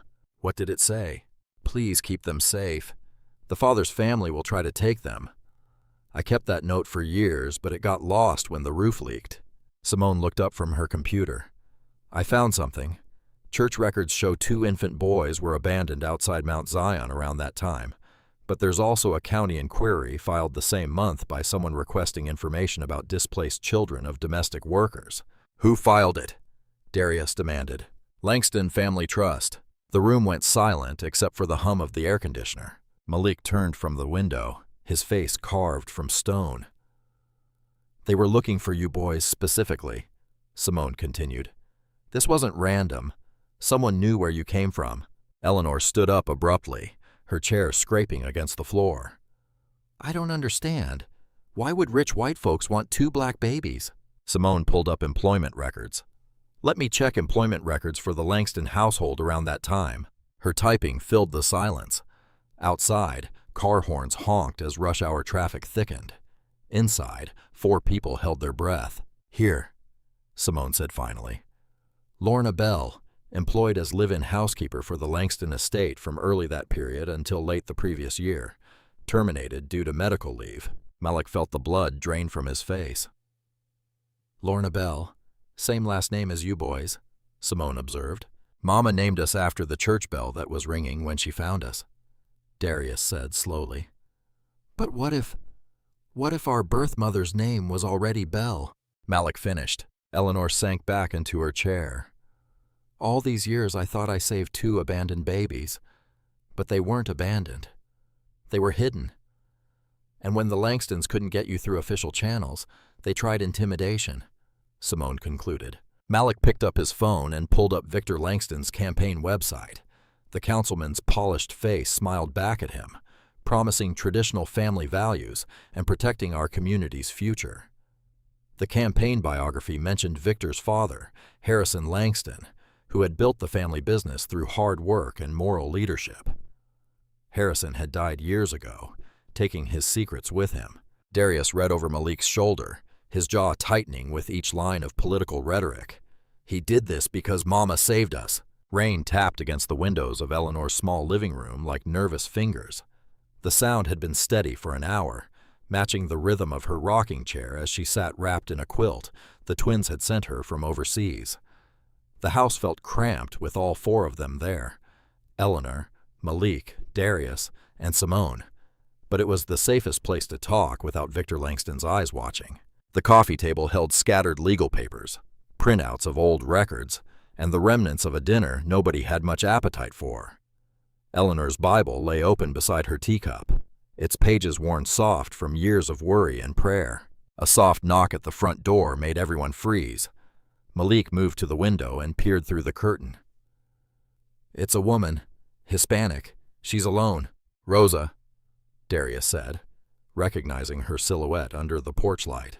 Eleanor nodded, and Malik opened the door. Rosa Martinez stepped inside, her cleaning uniform soaked from the rain. She clutched a small backpack against her chest like it contained something precious. "I'm sorry for running away," she said, water dripping from her hair onto Eleanor's clean floor. "But I had to think. I had to be sure." "Sure about what?" Simone asked, setting down her laptop. Rosa looked directly at Eleanor. "That I could live with staying quiet while they destroy you." She unzipped the backpack and pulled out a tablet computer. Her hands shook as she powered it on. "The mall has cleaning robots, little ones that go around at night mopping and wiping down surfaces. Nobody pays attention to them. They're just there." Malik leaned forward. "And?" "They have cameras, small ones for navigation and safety. The footage gets uploaded automatically to the maintenance company's cloud system every morning." Darius's eyes widened. "The company my nephew works for services those robots. He pulled the backup before mall security could have it deleted." The tablet screen flickered to life, showing a video player interface. Rosa's finger hovered over the play button. "This is from the robot that was cleaning near the boutique entrance when it happened." She pressed play. The video was grainy but clear enough. The timestamp showed around midday, exactly when Vanessa claimed her camera had malfunctioned. From the robot's low angle, they could see legs, shoes, and the lower portion of the jewelry store entrance. Vanessa's designer heels clicked into frame. She bent down, her hand reaching into the display case. She palmed something small and glittering, then stepped back outside the store. "She's stealing from her own inventory," Simone whispered. The video continued. Eleanor's sensible flats appeared, moving slowly toward the boutique. Vanessa positioned herself near the entrance, pretending to organize a display. When Eleanor passed, Vanessa bumped into her hand moving quickly to Eleanor's cardigan pocket. The planting was swift, practiced, deliberate. Eleanor gasped, her hand flying to her mouth. But the video wasn't finished. Officer Derek Shaw's polished boots entered the frame. He spoke with Vanessa for nearly several minutes before the arrest. Plenty of time for coordination. Then came the audio that made everyone in the room go rigid. Vanessa's voice, captured by the robot's sensitive microphones. "The old woman won't fight. They never do. These people know their place." The sound was crystal clear, cold, calculating, racist. Eleanor stopped rocking. The quilt slipped from her shoulders. On the screen, Lennox Hayes appeared, speaking with someone off camera. A hand extended into frame. Victor Langston's manicured fingers passing Lennox a white envelope. "That's tomorrow's security bonus," Victor's voice said clearly, "for handling this professionally." Lennox nodded and pocketed the envelope. The video ended.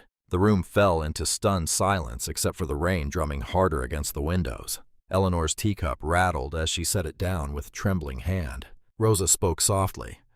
"My nephew says this footage is legally obtained through the maintenance contract. It can't be thrown out or called tampered evidence." Simone was already typing on her laptop, her fingers flying across the keys. "This changes everything. Conspiracy, bribery, false reporting, civil rights violations." Malik stared at the black tablet screen. How many other women heard those words before they were arrested? "These people know their place," Darius repeated, his voice like broken glass. Eleanor had not spoken since the video ended. She sat perfectly still, her weathered hands folded in her lap. The shame that had weighed her down for days was transforming into something harder, sharper. She thought about every time she had lowered her eyes, every time she had stayed quiet to keep peace, every time she had taught the boys to be careful, to survive, to not make waves. "The old woman won't fight." Eleanor stood from her chair, her back straight despite her 72 years. Her voice was steady when she finally spoke. "Then tomorrow this old woman fights." The morning sun streamed through the glass ceiling of Oakwood Crossing Mall, casting long shadows across the polished floors. The central court had been transformed into a ceremony space, with folding chairs arranged in neat rows, a small platform draped with red, white, and blue bunting, and American flags flanking both sides. Veterans in dress uniforms mingled with their families. Local reporters checked their equipment. City council members shook hands and smiled for cameras. At the jewelry boutique, Vanessa Hargrove stood behind her counter as if the past few days had never happened, her blonde hair perfectly styled, her smile practiced and cold. Officer Derek Shaw walked his security route through the crowd, his chest puffed out, his hand resting on his radio. He nodded respectfully to the veterans and officials, playing the part of the dedicated public servant. Near the ceremony platform, Councilman Victor Langston adjusted his tie and rehearsed his speech under his breath. This was supposed to be his moment, honoring local heroes while positioning himself as the law and order candidate who supported both veterans and local businesses. Then the crowd near the main entrance began to part. Eleanor Brooks walked through the mall corridor with her head high, flanked by her sons in full military dress uniform. She wore a simple white dress that made her dark skin glow, and pinned to her chest was a small silver brooch. The first gift Malik and Darius had bought her with money from their military paychecks years ago. Behind them walked Simone Parker in a sharp navy suit carrying a briefcase and tablet. Lydia Harper held her daughter's hand while recording everything on her phone. Frank Morrison moved slowly but determinedly, his veteran's cap perfectly positioned. Rosa Martinez stayed close to the group, her fear visible but her resolve stronger. The crowd recognized Eleanor immediately. Whispers rippled through the ceremony space. Some people pointed. Others pulled out phones. Veterans who had seen the arrest video online stepped aside respectfully, their faces grim. Victor Langston's smile faltered when he spotted the group approaching. He moved quickly to intercept them, his polished shoes clicking against the tile floor. "Ms. Parker," he said loudly enough for nearby reporters to hear, "I hope you're not planning to disrupt a ceremony honoring our local heroes with baseless accusations." Malik stepped forward, his voice calm but carrying the authority of command. "Councilman Langston, the district attorney and state investigators are already present. They're here as guests, but they brought handcuffs if needed." Victor's eyes darted around the crowd, suddenly noticing the serious-faced men and women in dark suits positioned near the exits. His campaign manager appeared at his elbow, whispering urgently about damage control. Officer Derek Shaw had noticed the commotion and approached with his hand on his radio. "Is there a problem here?" Darius turned to face him directly, his metals catching the mall's bright lights. "You took an oath to serve and protect, Shaw. You should have been protecting elderly women from criminals, not serving wealthy families who wanted to frame them." Shaw's face reddened. "I did my job. I arrested someone caught stealing." "You arrested an innocent woman after taking orders from people who paid you to ignore the truth," Darius replied, his voice carrying across the ceremony space. "That's not police work. That's corruption." The crowd was listening now, the ceremony forgotten as drama unfolded in real time. Reporters pushed closer with cameras and microphones. Veterans who had served honorably watched with disgust as one of their own prepared to expose law enforcement corruption. Vanessa appeared at the edge of her boutique, her face pale but defiant. "This is harassment," she called out. "We're trying to run a business." "You're trying to run a theft scheme," Rosa said suddenly, her voice shaking but clear. "I saw everything." Victor grabbed his campaign manager's arm. "Get security. End this circus now." But Simone was already moving toward the ceremony platform, her briefcase in one hand and tablet in the other. She climbed the 3 steps with confidence, then turned to address the crowd that had gathered for what they thought would be a simple veteran appreciation ceremony. The mall fell silent, except for the distant hum of escalators and fountain water. Simone's voice carried clearly through the space, professional but filled with righteous anger. "Before today's honors, the public needs to see a crime." Simone raised the tablet high above her head, its screen glowing bright against the mall's lights. "What you're about to see was recorded by automated cleaning equipment that uploads to a maintenance company cloud server. This footage has been authenticated by digital forensics experts and verified by the state attorney general's office." The large screen behind the ceremony platform flickered to life. The Veterans Appreciation slideshow disappeared, replaced by grainy but clear surveillance footage time-stamped recently. The crowd pressed closer, phones rising to record what played on the screen. There was Vanessa Hargrove behind the jewelry counter, alone in her boutique. Her movements were casual, confident. She opened a display case and removed a silver bracelet, slipping it into her blazer pocket. Then she waited, watching through the glass storefront. "This shows Ms. Hargrove stealing from her own inventory," Simone announced, her voice cutting through the mall's stunned silence. The footage continued. Eleanor appeared on screen, walking slowly past the boutique in her blue cardigan and floral dress. She looked small, harmless, carrying nothing but her worn purse. Vanessa moved quickly then, exiting the store and deliberately bumping into Eleanor. The camera angle showed Vanessa's hand moving toward Eleanor's cardigan pocket in one smooth motion. Eleanor stumbled slightly, apologizing even though she had done nothing wrong. "There," Simone said, pointing at the screen. "Ms. Hargrove plants the bracelet she stole into Mrs. Brooks's pocket." Gasps echoed through the crowd. Several veterans shook their heads in disgust. Reporters scribbled notes furiously while their cameras captured every moment. The footage jumped forward. Officer Derek Shaw appeared, but instead of investigating, he walked directly to Vanessa. They spoke briefly, their heads close together. Derek Shaw nodded several times, then approached Eleanor with his hand already reaching for handcuffs. "This shows Officer Shaw coordinating with the real thief before making a false arrest," Simone continued. "But the most damning footage came last." Victor Langston appeared on screen, standing near the mall security office with Lennox Hayes. Victor handed Lennox a thick envelope. They shook hands like business partners closing a deal. The crowd erupted in angry shouts. Victor stepped backward, his face draining of color. "That footage is fabricated," Vanessa shrieked from the boutique entrance. "They made it up. They're criminals." But Lennox Hayes was already cracking under the pressure. His hands shook as dozens of eyes turned toward him. Sweat beaded on his forehead despite the mall's air conditioning. I can't do this anymore," Lennox stammered, his voice barely audible over the crowd noise. "He paid me to say I saw the old lady take it. $500 to lie in court." The confession hit like lightning. Reporters surged forward with microphones. State investigators moved through the crowd with purpose, their badges visible on their belts. "Mr. Hayes," one investigator called out, "we need you to repeat that statement officially." Lennox's knees buckled.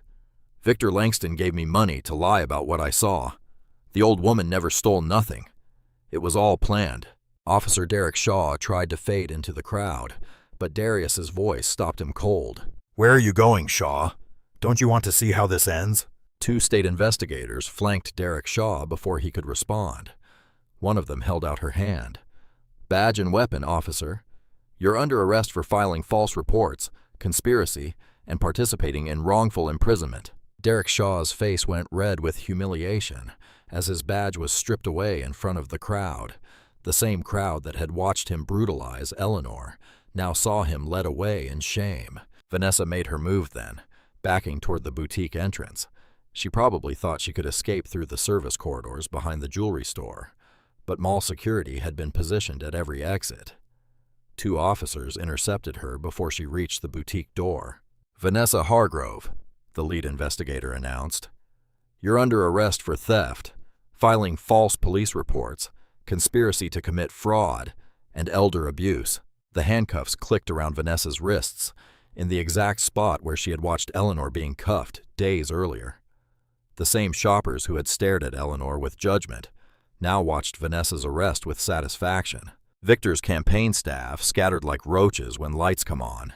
His manager threw campaign buttons onto the floor and disappeared into the crowd. Reporters surrounded Victor, shouting questions about forged documents, family corruption, and his connection to the twins' hidden history. Eleanor stood perfectly still, watching it all unfold. Her eyes were dry now. Her back was straight. When Vanessa passed by in handcuffs, their eyes met for one brief moment. Eleanor's voice was quiet but clear enough for everyone nearby to hear. Now everybody can see. The crowd's energy shifted from anger to anticipation as District Attorney Elena Vargas stepped onto the platform. She wore a dark blue suit and carried herself with the authority of someone who had prosecuted corruption cases for years. Ladies and gentlemen, Vargas began, her voice carrying across the mall without amplification. Based on the evidence presented here today, all charges against Mrs. Eleanor Brooks are immediately dropped. The crowd erupted in cheers. Lydia hugged Rosa so hard they both nearly fell over. Frank Morrison wiped tears from his eyes with his veteran's cap. Vargas raised her hand for quiet. Furthermore, the state of Georgia will launch full investigations into Oakwood Crossing Mall security practices, the conduct of Officer Derek Shaw, and the activities of Councilman Victor Langston. Victor tried to push through the crowd toward the exit, but reporters blocked his path. Camera flashes exploded around his face as he covered his eyes with his hands. We will also reopen every case involving similar accusations at this shopping complex, Vargas continued. Justice delayed is not justice denied. The ceremony coordinator, a nervous woman with a clipboard, approached the podium. District Attorney Vargas, we're supposed to honor Major Malik Brooks and Major Darius Brooks for their military service. Vargas nodded and gestured toward the twins. Major Brooks, please come forward. Malik and Darius walked to the platform together, their dress uniforms crisp under the mall lights. Their medals caught the overhead fluorescence as they moved, but instead of stopping at the podium, they turned toward Eleanor. Mama? Malik called out, extending his hand. Come up here. Eleanor shook her head, suddenly shy again. Baby, this is for you boys, not for me. No, ma'am, Darius said firmly. This is exactly for you. The twins walked back and gently guided Eleanor onto the platform. She moved slowly, still overwhelmed by everything that had happened. When she reached the microphone, Malik stepped up beside her. Every medal on this uniform, Malik said, his voice carrying the same command presence he used with Marines. Every commendation, every achievement, every moment of pride in my military career began with one decision decades ago. He looked directly at Eleanor. A poor black woman found 2 abandoned babies and chose love over fear. Darius joined his brother at the microphone. His voice was rougher than Malik's, full of emotion he no longer tried to hide. The world looked at our mama and called her poor, Darius said. They saw her little house, her second-hand clothes, her minimum wage jobs. They thought she had nothing to give. He paused, letting his words sink in. But we know different. We call her our inheritance. The crowd went completely silent. Even the reporters stopped scribbling notes. She worked extra shifts to pay for Malik's surgery when we were young, Darius continued. She walked miles to the grocery store because she spent bus money on our school supplies. She gave us her dinner plate when there wasn't enough food. Malik stepped forward. She taught us that honor isn't something you wear on your chest. It's something you carry in your heart. The applause started slowly, with Frank Morrison clapping his weathered hands. Then Lydia joined in, tears streaming down her face. Rosa clapped so hard her palms turned red. The sound built until the entire mall echoed with thunderous approval. Eleanor stood between her sons, no longer the frightened woman who had been dragged through this same corridor in handcuffs. Her back was straight, her chin was raised. She smiled through her tears as hundreds of strangers gave her the respect she had earned, but rarely received. The ovation lasted several minutes. In the weeks that followed, justice moved swiftly. The mall ownership group settled with Eleanor for an undisclosed amount that local newspapers described as substantial. Victor Langston's mayoral campaign collapsed overnight. His political career ended when federal investigators uncovered a pattern of intimidation and corruption dating back years. The 3 elderly women who had been falsely accused before Eleanor saw their cases reopened and their names cleared. Each received financial compensation and public apologies. Officer Derek Shaw was fired from the police department and charged with multiple felonies. Vanessa faced trial for theft, conspiracy, and elder abuse. Both would eventually serve prison time. The most lasting change came when the old Mount Zion Baptist Church, where Eleanor had first found the twins, was restored and renamed the Mama Ellie Justice House. The center provided free legal aid, hot meals, and emergency assistance specifically for seniors facing discrimination or abuse. In the time that followed, on a quiet morning, Eleanor returned to Oakwood Crossing Mall. This time she wasn't alone, and she wasn't afraid. Lydia's 6-year-old daughter, Aaliyah, skipped beside her wearing the simple silver charm bracelet that had started everything. The little girl had insisted on wearing her best dress to visit Mama Ellie at the place where she became famous. Malik and Darius walked several steps behind them, no longer the fierce protectors who had rushed to save their mother. Today they were simply sons accompanying the woman who raised them, enjoying a peaceful shopping trip. Near the food court, a little boy tugged his mother's sleeve and pointed at the twins. "Mommy, are those real soldiers?" The mother started to shush her child, but Eleanor smiled and knelt down to the boy's level. "They sure are, sweetheart," she said gently. "But you know what? Before they were soldiers, they were my babies." Eleanor stood tall again, her hand resting on Aaliyah's shoulder, surrounded by the respect she had always deserved but finally received.